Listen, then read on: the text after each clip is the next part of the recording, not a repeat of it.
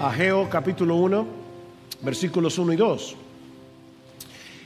El año segundo del rey Darío, en el mes sexto, el día primero del mes, vino la palabra del Señor, literalmente fue la palabra del Señor por medio del profeta Ageo a Zorobabel, hijo de Salatiel, gobernador de Judá, y al sumo sacerdote Josué, hijo de Josadac, diciendo: así dice el Señor de los ejércitos. Este pueblo dice: no ha llegado el tiempo de que la casa del Señor sea reedificada. Tal como se ha estado anunciando, en la mañana de hoy vamos a comenzar a estudiar este libro, el libro de Ageo, uno de los últimos libros del Antiguo Testamento.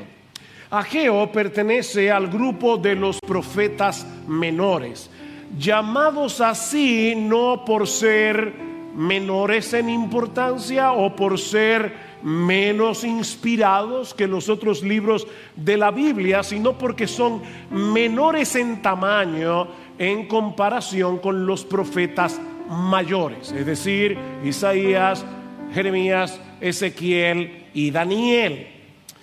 Lamentablemente, hermanos, y Marcos decía algo de esto al inicio del culto, muchos creyentes descuidan la lectura de estos libros. No es común escuchar a un cristiano decir que Sofonías es uno de los libros favoritos de la Biblia, o que está haciendo un estudio profundo y exhaustivo del libro de Nahum o del profeta Amós.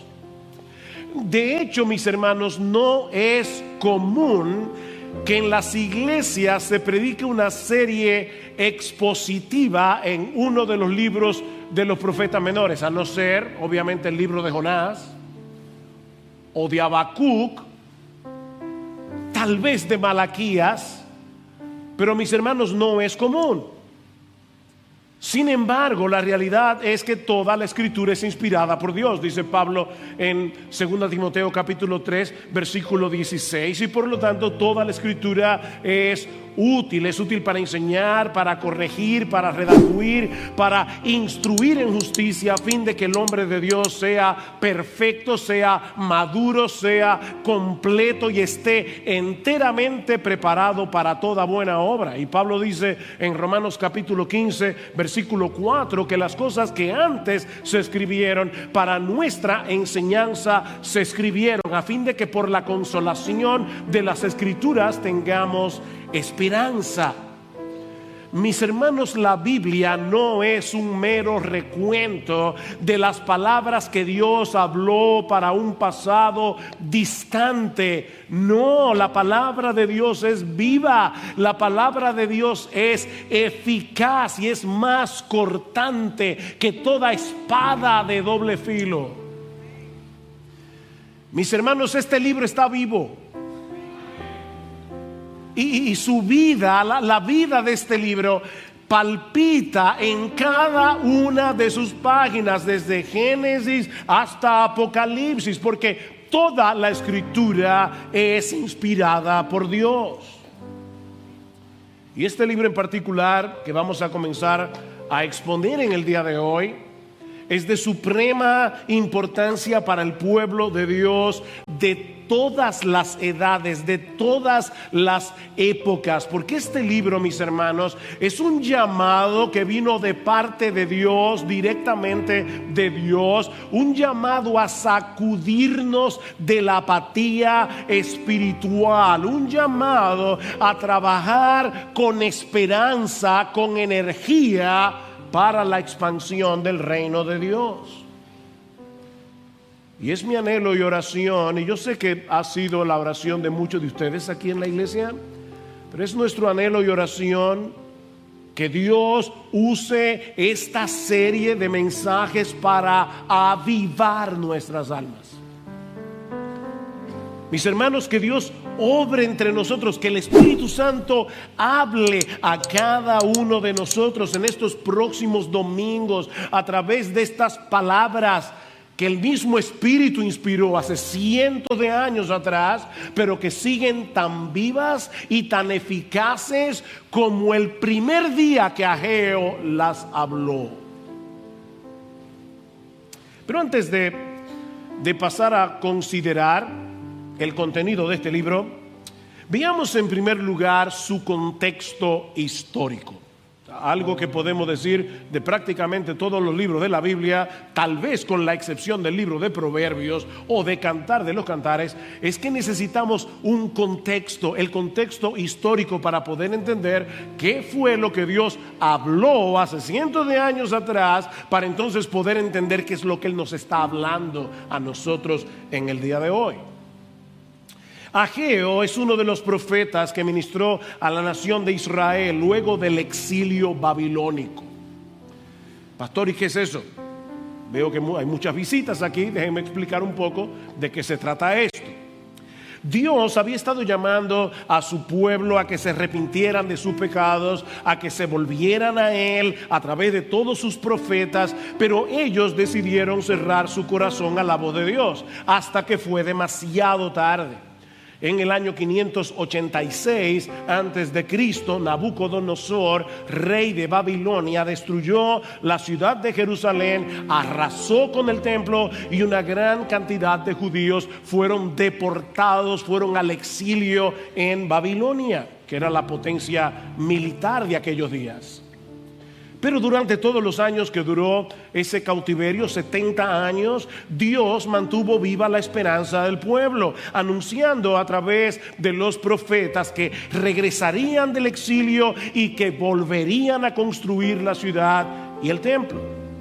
Finalmente Dios cumplió su promesa cuando Ciro el Grande, rey de Persia, emitió un decreto en el año 538 antes de Cristo, permitiendo que los judíos regresaran a Jerusalén y reconstruyeran el templo. Y de esa manera, aunque probablemente Ciro no lo sabía, él estaba cumpliendo lo que Isaías había profetizado unos 300 años antes, donde no solamente decía que un rey persa iba a emitir este decreto, sino que Isaías menciona a Ciro por nombre.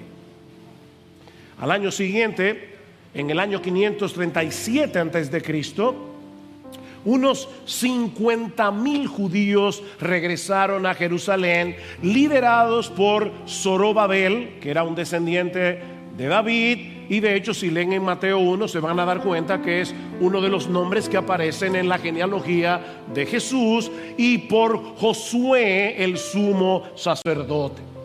Tan pronto regresaron a Jerusalén, dice en Esdras capítulo 3 versículo 3, que repararon el altar para poder llevar a cabo los sacrificios, y en la primavera del siguiente año ya habían puesto los cimientos para reedificar el templo. Así que todo parecía estar marchando bien, hasta que algunas tribus vecinas comenzaron a oponerse a la reconstrucción, especialmente los samaritanos. Para colmo de males, el rey Ciro murió en batalla, y su sucesor, el rey Asuero, comenzó a recibir presión para que detuviera ese proyecto de reconstrucción. Obviamente, mis hermanos, todo esto causó un gran desánimo en los israelitas hasta que la reconstrucción se detuvo por completo. Y poco a poco, estos judíos que regresaron del exilio se fueron acostumbrando a celebrar sus sacrificios en las ruinas del templo, mientras se involucraban de lleno en sus propios negocios, en sus propios asuntos. Esa lamentable situación se mantuvo así por 17 años, hasta que Dios levantó a dos de sus profetas, Ageo y Zacarías, para mover al pueblo a retomar la tarea para la cual habían regresado del exilio. Es en ese contexto que Ageo pronuncia 4 mensajes de parte del Señor, que son los que encontramos en el libro del profeta Ageo. Estos mensajes fueron pronunciados en un periodo de 4 meses, en el año 520 antes de Cristo. Y es increíble porque Ageo es cuidadoso en fechar cada uno de estos mensajes. Y el domingo que viene vamos a ver por qué. Pero estos 4 mensajes, obviamente, haciendo una equivalencia con nuestras fechas actuales, el profeta Ageo predicó su primer sermón el 29 de agosto, el segundo el 21 de septiembre, el tercero el 17 de octubre y el cuarto el 18 de diciembre. Así que fue un ministerio muy breve, pero que tuvo enormes repercusiones en la historia de Israel en particular, como vamos a ver en estos 5 mensajes, y en la historia de la redención en general. Dios estaba despertando a su pueblo de su apatía espiritual por medio de su palabra. Mis hermanos, la palabra de Dios juega un papel protagónico en el libro de Ageo. Tanto así que en estos 38 versículos del libro, 15 en el primero, 23 en el capítulo segundo, Ageo menciona 23 veces expresiones como estas: vino la palabra del Señor, así dice el Señor de los ejércitos, declara el Señor, dice el Señor, o Ageo mensajero del Señor. Mis hermanos, no es la opinión de Ageo la que encontramos en este libro. Es Dios mismo el que se está acercando a su pueblo por medio de su palabra para despertar sus corazones y traerlos de vuelta hacia Él. Lo mismo que hace Dios cada domingo cuando su pueblo se congrega para adorarle. Dios se hace presente en medio nuestro a través de su palabra. Dios obra en nuestros corazones a través de su palabra. Dios convierte a los incrédulos a través de su palabra. Dios santifica y despierta a los creyentes a través de su palabra. Él mismo ha dicho por medio de Isaías que la palabra que sale de su boca no volverá a él vacía, sino que hará lo que yo quiero, dice Dios, y será prosperada en aquello para que la envié.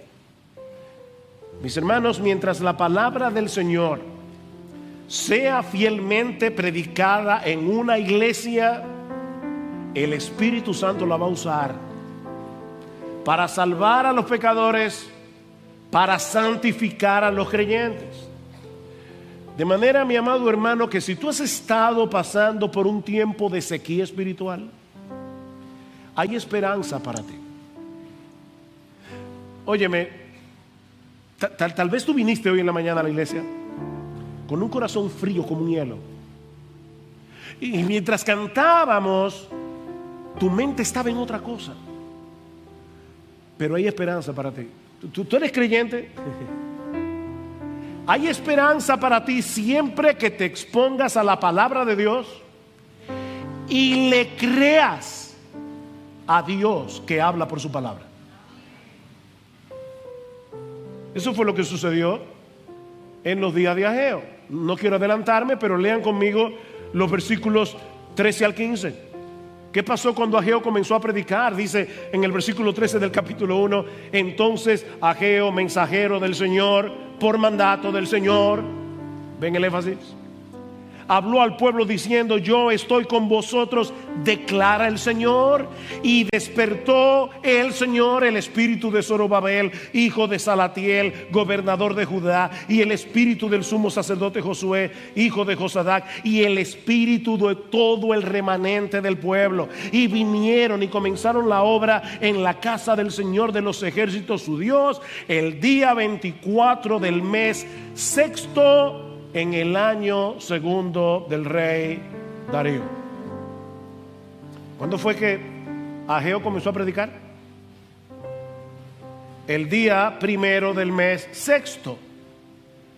¿Y cuándo fue que retomaron la labor de reconstrucción?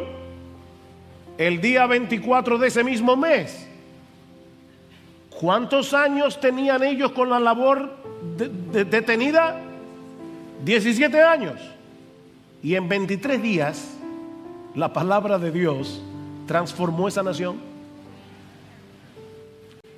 Lo que no hicieron en 17 años, comenzaron a hacerlo en 23 días. ¿Saben por qué? Porque vino la palabra del Señor por medio del profeta Ageo. Esta palabra es viva y eficaz. Mis hermanos, nunca permitamos, y ahora estoy pensando en los más jóvenes de esta iglesia, de hecho en los más jóvenes, en los más jovencitos.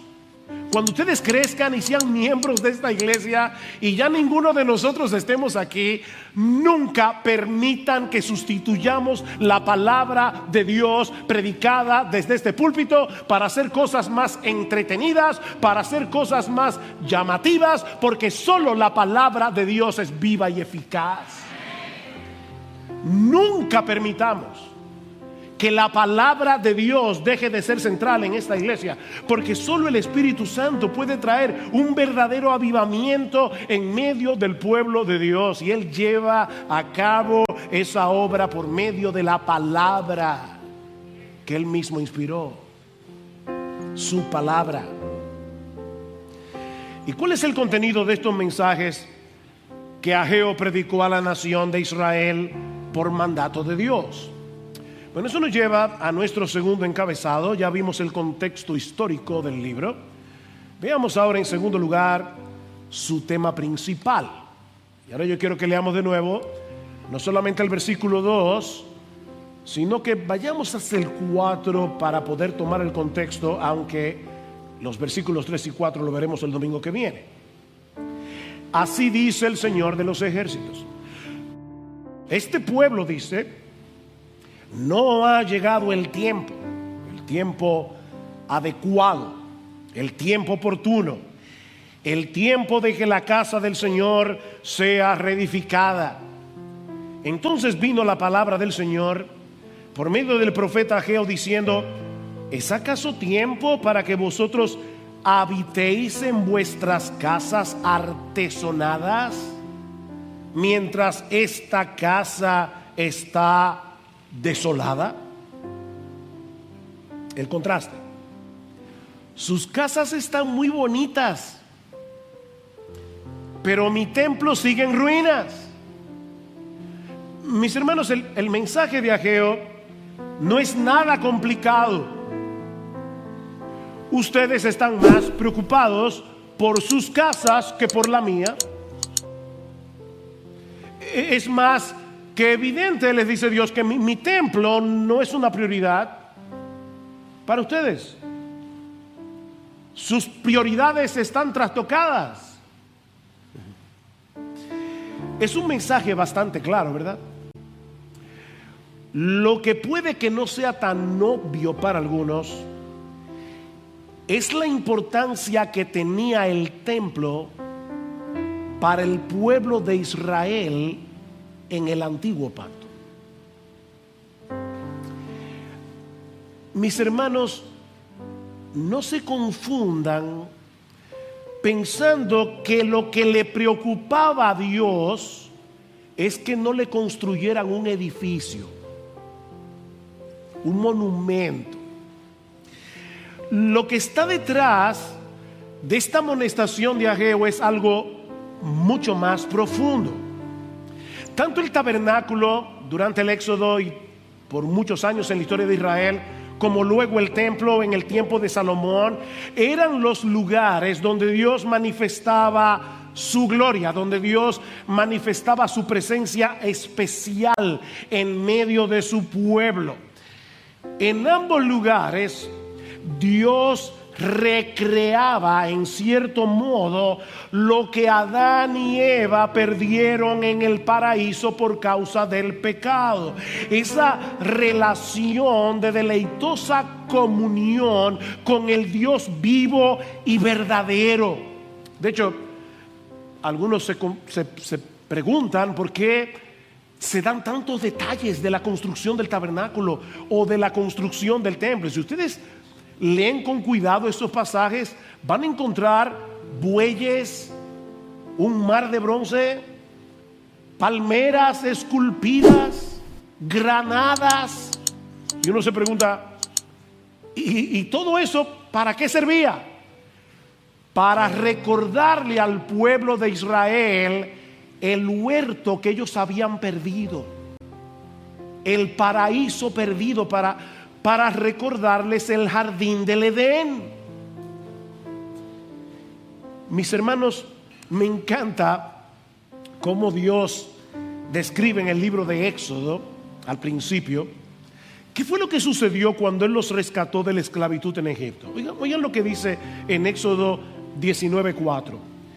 Vosotros habéis visto lo que he hecho a los egipcios y cómo os he tomado sobre alas de águila y os he traído a mí. Os he traído a mí. ¿Ustedes escucharon eso?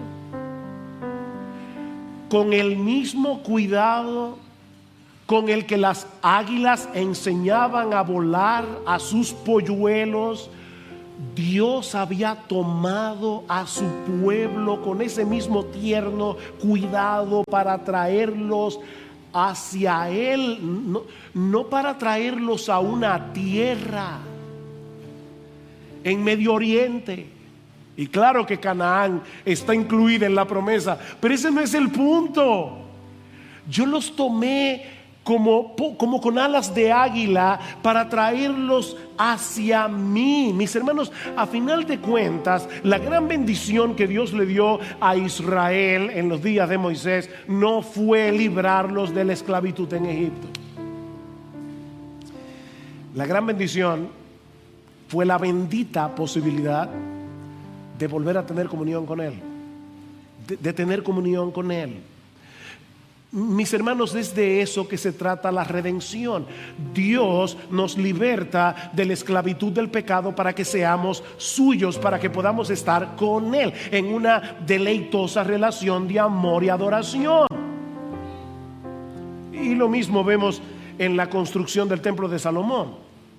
Cuando Salomón ora al Señor y dedica el templo, dice en Primera de Reyes 9:3: yo he oído tu oración, le dice Dios, y tu ruego que has hecho en mi presencia. Yo he santificado esta casa que tú has edificado para poner mi nombre en ella para siempre, y en ella estarán mis ojos y mi corazón todos los días.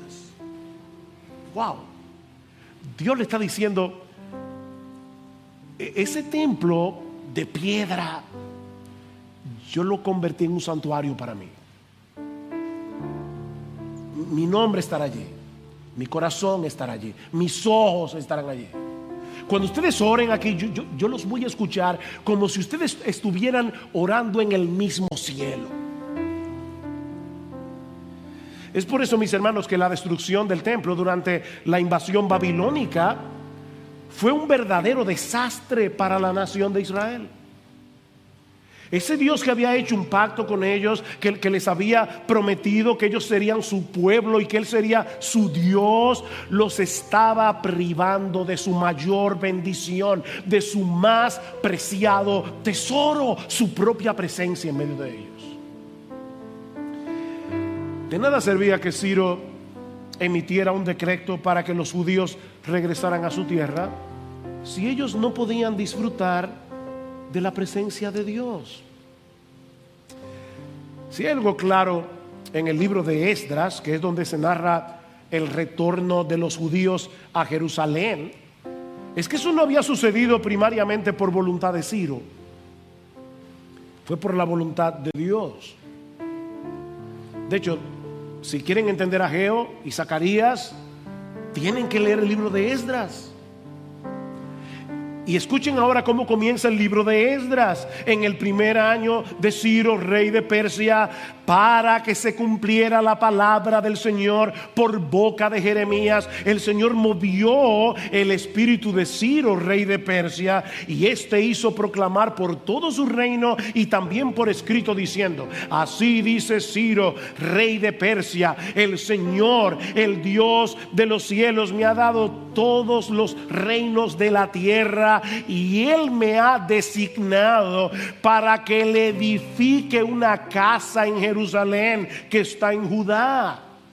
El que de entre vosotros pertenezca a ese pueblo, sea su Dios con él, que suba a Jerusalén que está en Judá y edifique la casa del Señor, Dios de Israel. Él es el Dios que está en Jerusalén.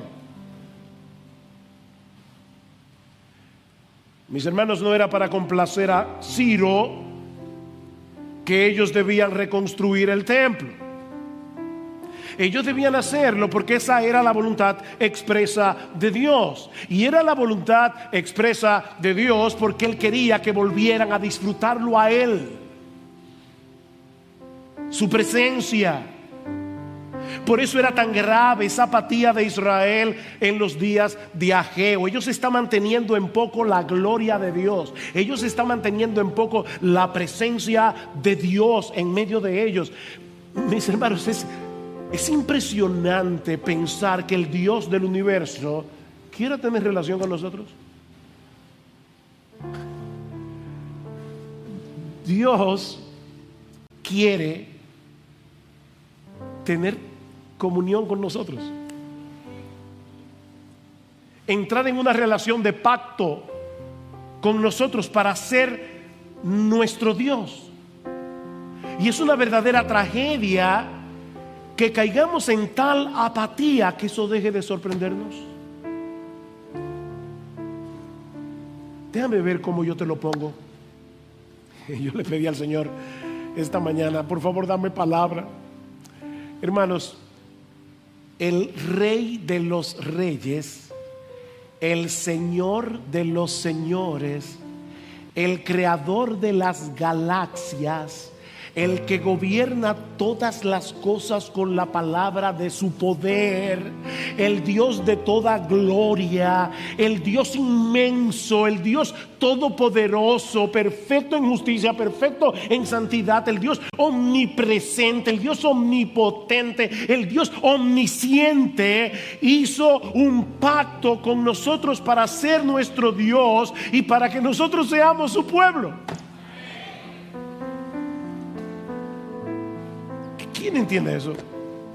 De hecho, es interesante notar que el nombre de Yahvé o Jehová, o como lo traduce la Biblia de las Américas, Señor, ustedes se van a dar cuenta que es Yahvé porque en la Biblia de las Américas tiene todas las letras en mayúscula.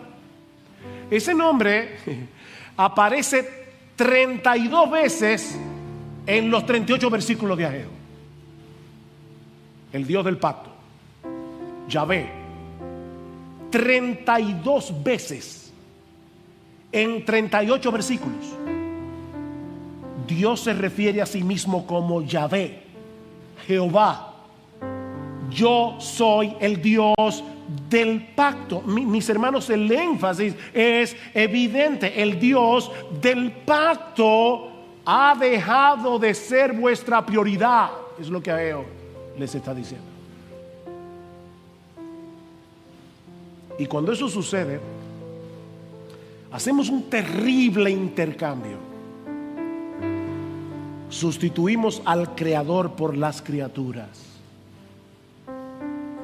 Me llamó poderosamente la atención esta semana. Estaba leyendo otra cosa y me topé con esta descripción de cuál es el proceso que ocurre dentro de nosotros cuando somos tentados. Escuchen esto. Con irresistible poder, dice este autor, el deseo se apodera de la carne. No importa si se trata del deseo sexual o de ambición o vanidad o deseo de venganza o amor por la fama y por el poder o codicia por el dinero. El punto es que el gozo en Dios se extingue en nosotros y buscamos todo nuestro gozo en la criatura. Y ahora escuchen.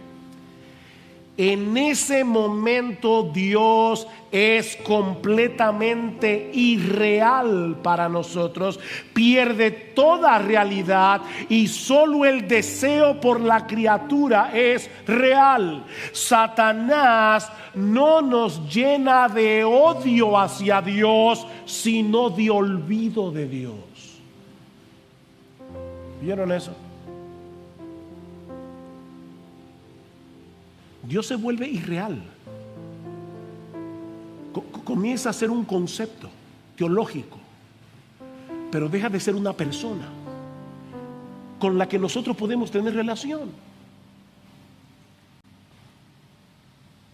Eso era lo que estaba sucediendo con estos israelitas en los días de Ageo. Ellos estaban tan inmersos en su propio mundo que no tenían tiempo, ni recursos, ni energías para ocuparse de su relación personal con Dios. Cada vez que piensen en el templo, no olviden de qué se trata el templo. No tenemos tiempo para estar con Dios. No tenemos tiempo para buscar su gloria. No tenemos tiempo para la expansión de su reino. Y por supuesto, ellos tenían una buena excusa. Este pueblo dice, y Dios lo había oído, no ha llegado el tiempo. Y obviamente es el tiempo oportuno, el tiempo adecuado. Tenían una buena excusa. No es el momento más oportuno. Es impresionante, ¿verdad, hermanos? Cómo el pecado que mora en nosotros nos mueve a convencernos de que nosotros tenemos una buena razón para no obedecer a Dios. El pecado nos engaña, nos seduce. El pecado es una especie de locura, al final de cuentas. No es el momento oportuno para yo levantarme temprano a buscar al Señor en su palabra por medio de la oración. No es el momento oportuno para venir a congregarme con el pueblo de Dios en el día del Señor. No se dejen de congregar como algunos tienen por costumbre. No, es que este no es el momento. No es el momento oportuno para poner mis dones en operación en medio de su iglesia para beneficio de otros creyentes. No es el momento oportuno para ser generoso en mis ofrendas para que la obra de Dios se siga expandiendo.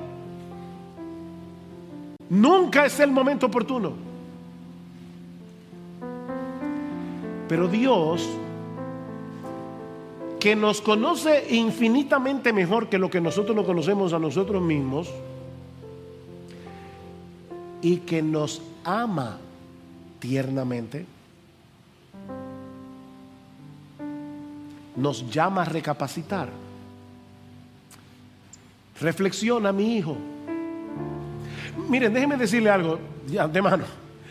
Dios no necesita nuestros dones, Dios no necesita nuestro dinero, Dios no necesita nuestro tiempo, Dios no necesita nada de nosotros. Cuando Él nos llama a venir a Él, cuando Él nos llama a servirle, cuando Él nos llama a congregarnos, es para tu bien y el mío, no para Él. Él no nos necesita, no te necesita, ni a mí tampoco. Pero Él nos ama. Y Él dice, Dios mío, yo no quiero que tú hagas ese terrible intercambio de dejarme a mí, que soy el más glorioso de todos los seres, para adorar mis criaturas. Porque al final de cuentas ese trastueque de prioridad no es más que idolatría. Y la idolatría es destructiva.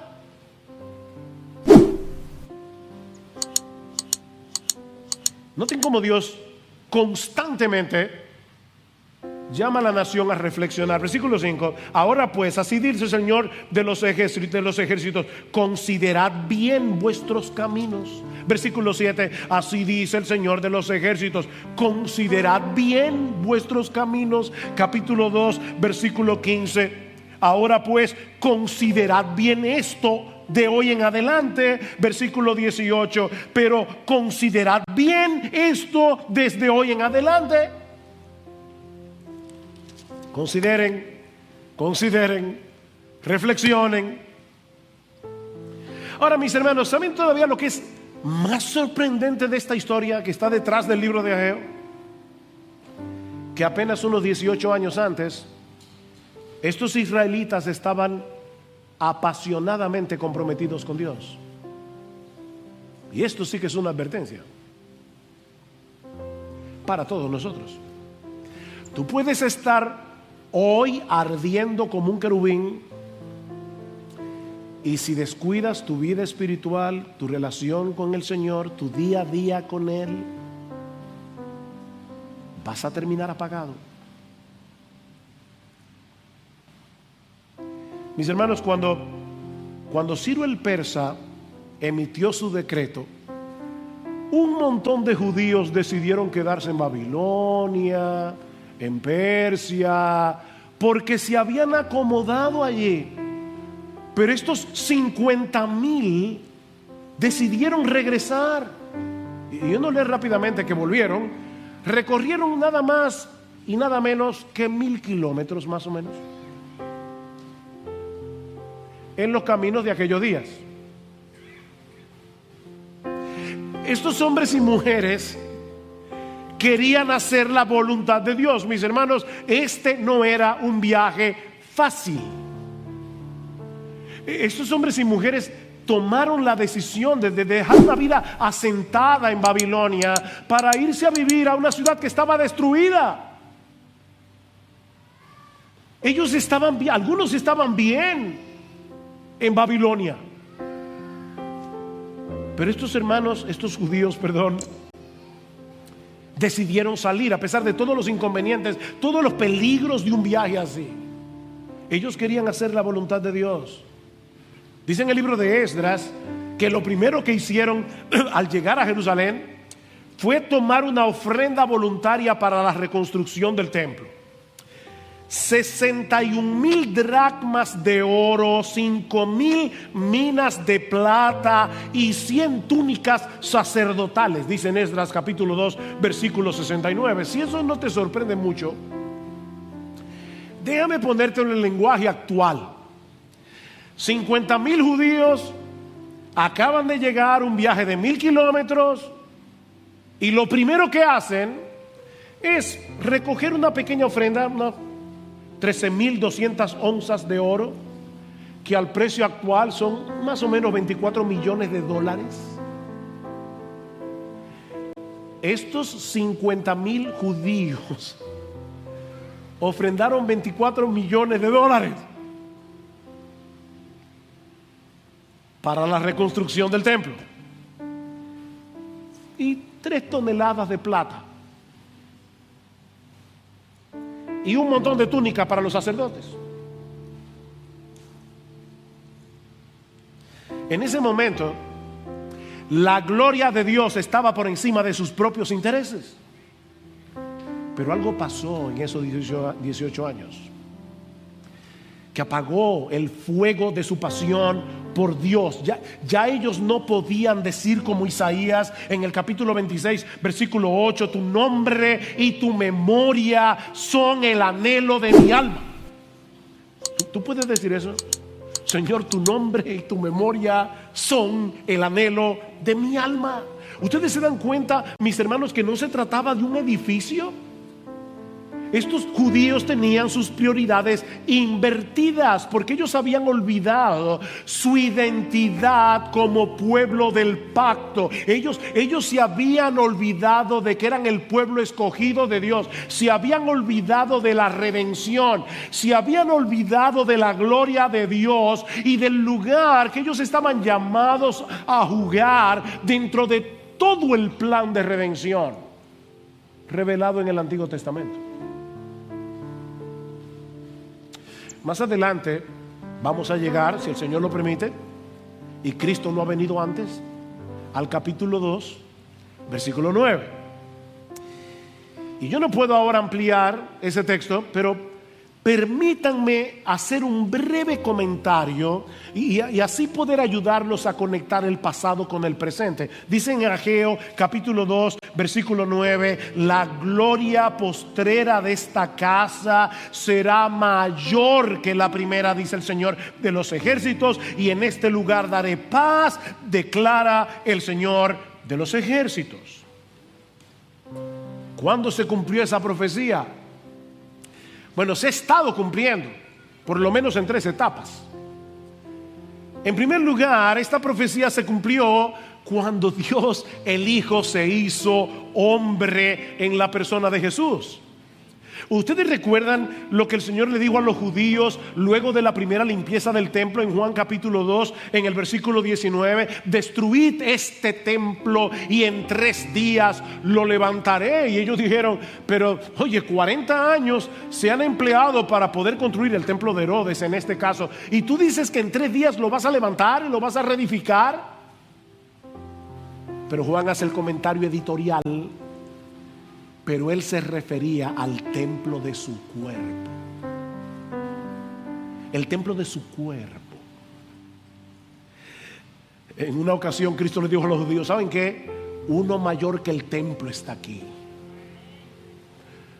¿Qué dice el Evangelio de Juan en el capítulo 1? En el principio era el verbo, y el verbo era con Dios, y el verbo era Dios. Y luego en el versículo 14: y aquel verbo fue hecho carne y tabernaculizó entre nosotros, dice el texto griego, literalmente. Cristo puso su tienda de campaña como un tabernáculo en medio nuestro, y vimos su gloria, gloria como del unigénito del Padre, lleno de gracia y de verdad. Mis hermanos, Cristo es el templo. Cristo es la personificación de la gloria de Dios. Cristo es el lugar donde hoy podemos encontrarnos con Dios.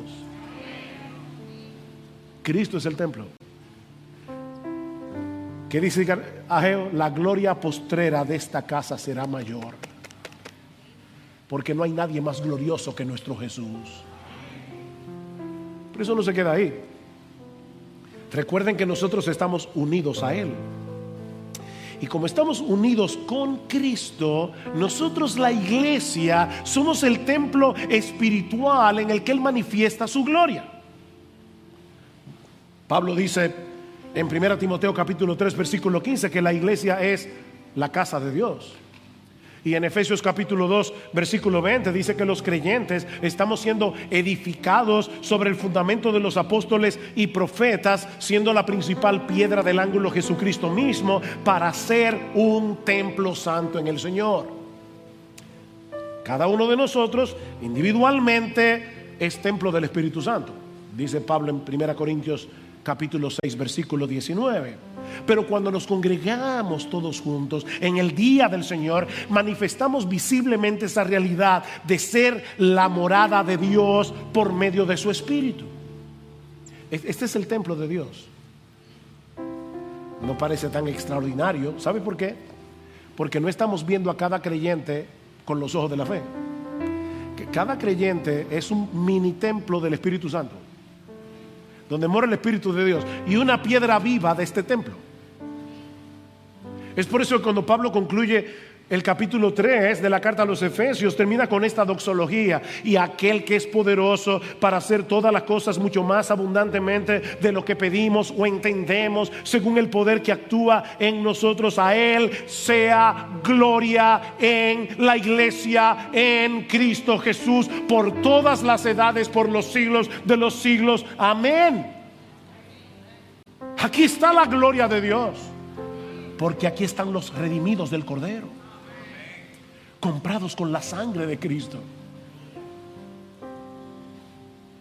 Pero esta profecía de Ageo tendrá su cumplimiento final en los cielos nuevos y la nueva tierra, cuando el mundo entero será un gran santuario en el que la iglesia ya glorificada disfrutará de una deleitosa y perfecta comunión con Dios por los siglos de los siglos, como dice en Apocalipsis capítulos 21 y 22. Es por eso que la nueva Jerusalén tiene forma de cubo, y algunos se imaginan ya, porque leen Apocalipsis con una literalidad que no les permite ver lo que Juan está diciendo. ¿Vamos a vivir en una ciudad en forma cúbica? Por supuesto que no, mis hermanos.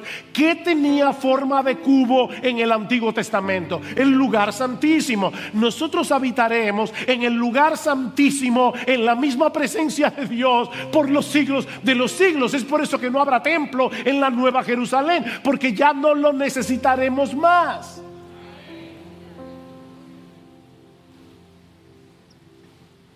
Ese es el clímax de la historia redentora. Y mis hermanos, ese es el anhelo que debe dominar nuestros corazones, porque para eso fuimos salvados. Jesús no dio su vida en el Calvario simplemente para que vayamos al cielo o para que tengamos una vida que no termina nunca. Tenemos vida eterna. Entonces, es una vida interminable. No, digo, sí lo es, pero ese no es el punto. Y esta es la vida eterna. ¿El qué? Que te conozcan a ti, el único Dios verdadero, y a Jesucristo a quien has enviado. Cristo no define la vida eterna en relación de tiempo, la define en términos de comunión. Él derramó su sangre en la cruz para que podamos conocer al Dios vivo y verdadero, para volver a disfrutar de una deleitosa comunión con Él. Eso es estar verdaderamente vivos. Más adelante nosotros veremos lo que implica tener a Dios como prioridad ocupándonos de su casa. Porque muchos predican del libro de Ageo solamente para decirle a la iglesia: ofrenden para construir el edificio. Bueno, eso es parte, pero no es el asunto. No. La casa de Dios y ocuparnos de la casa de Dios no es primariamente ocuparnos de este edificio de varilla y cemento. Es ocuparnos de las piedras vivas que conforman ese templo, que se llama la iglesia. Pero eso lo veremos en otro mensaje. Mi llamado en el día de hoy es el mismo que hizo Ageo hace cientos de años. Consideren, recapaciten.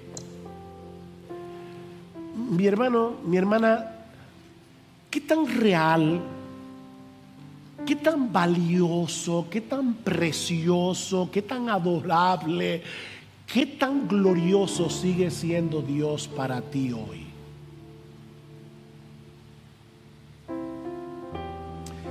Todavía nos asombra el hecho de que Dios nos haya escogido para hacer de nosotros su templo.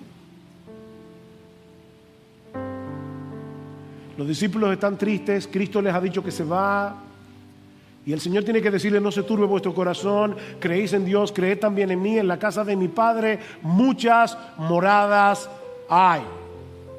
Y ellos se quedan ahí pensando en esas moradas.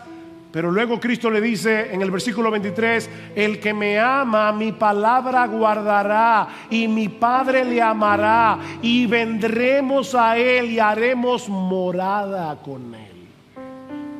Miren, no se preocupen, en lo que ustedes llegan a aquellas moradas, ¿saben lo que yo voy a hacer? Yo voy a traer la morada a sus corazones. ¿Te asombra eso? Cristo vive en ti por su Espíritu. Somos templo del Espíritu Santo. Mis hermanos, con cuánta expectativa nosotros venimos cada domingo a congregarnos como iglesia para disfrutar de su presencia especial al escuchar su palabra. No, nos emociona todavía la realidad de que por medio de Cristo hemos sido justificados, hemos sido santificados, hemos sido adoptados en la familia de la fe para que ahora Dios pueda ser nuestro Padre. ¿Te emociona eso? Que tú dices: Señor, y ahí está Dios el Padre escuchándote. ¿Sigue siendo su palabra más dulce que la miel y más preciosa que el oro?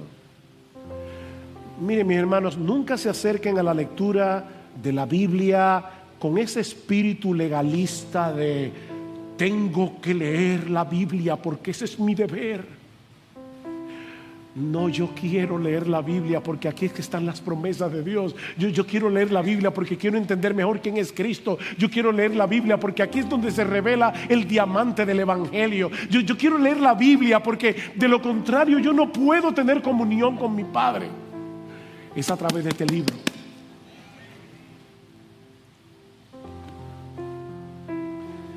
Mi hermano, si al oír estas cosas te das cuenta que estás atravesando por un tiempo de sequía espiritual,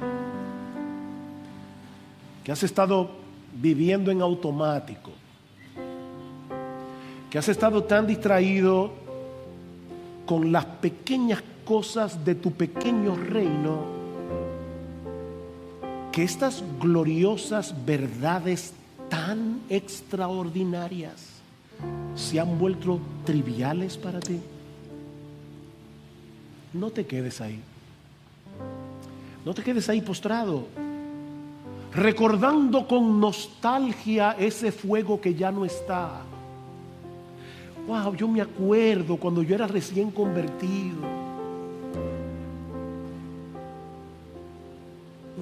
No te quedes en ese mundo de nostalgia. Cristo ha prometido a los suyos que Él no quebrará la caña cascada y Él no va a apagar el pábilo que humea. Aunque sea una llamita, Él vino a darnos vida y vida en abundancia. Mi hermano, mi hermana, pídele ahora en oración al Señor que vuelva a encender la llama de la pasión por Él. Pídeselo, apropiate de las palabras con las que Pablo ora por la iglesia en Éfeso. Que el Dios de nuestro Señor Jesucristo, el Padre de gloria, os dé espíritu de sabiduría y de revelación en el conocimiento de Él, alumbrando los ojos de vuestro entendimiento, para que sepáis cuál es la esperanza a la que Él os ha llamado y cuáles las riquezas de la gloria de su herencia en los santos. Y parece que Pablo no encuentra las palabras apropiadas. Y cuál la supereminente grandeza de su poder para con nosotros los que creemos, según la operación del poder de su fuerza, la cual operó en Cristo, resucitándole de los muertos y sentándole a su diestra en los lugares celestiales. ¿Saben lo que Pablo está diciendo aquí? Órale a Dios que te abra los ojos para que tú entiendas de una vez por todas que el mismo poder que obró en Cristo para resucitarlo de los muertos es el mismo poder que obró en ti para darte vida, para regenerarte, para que tú pudieras creer.